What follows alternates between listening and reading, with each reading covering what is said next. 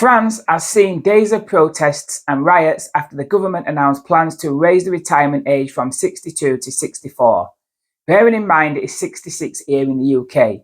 Much of it started off peaceful, but it soon turned violent. Now, I wonder who's behind that. Surprise, surprise, the faction responsible happened to be dressed in black with their faces covered. Who could it be? And what's all this about with the clenched fists in the air?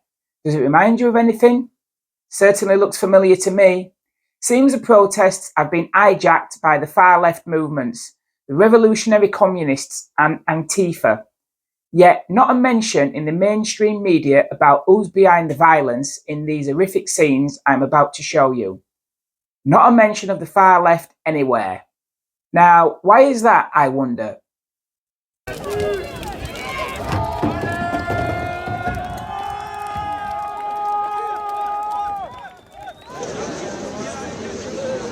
C'est là-bas la ville qui bouge le plus. Il n'y a jamais eu autant de manifestants à Montélimar qu'on n'a jamais vu autant. Les gens sont rassemblés, ils sont pour le coup tous unis, je pense, contre cette réforme, ou en tout cas une majorité de Français, et être pas... Puisqu'il faudra qu'il aille chercher 176 trimestres.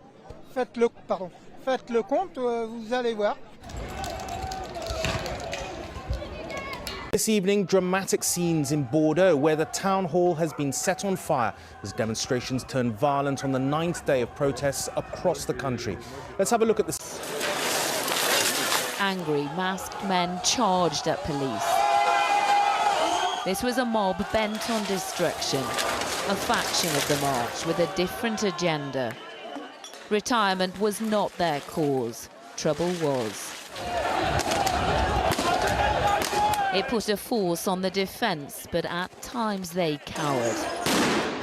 They looked outnumbered, yet 12,000 extra were deployed nationwide.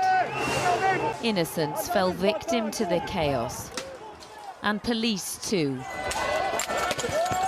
There was no predicting where the missiles would fall. This protest started about an hour ago and was relatively peaceful. Within a matter of minutes in this area, the police and protesters have clashed. There has been pyrotechnics. And protesters are throwing fireworks.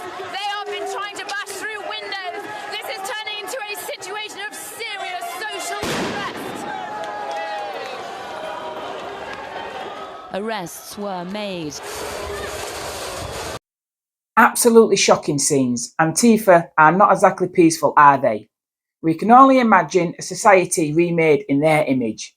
They are causing millions of euros of criminal damage, and not all their rage and violence is aimed at inanimate objects like the buildings you've just seen.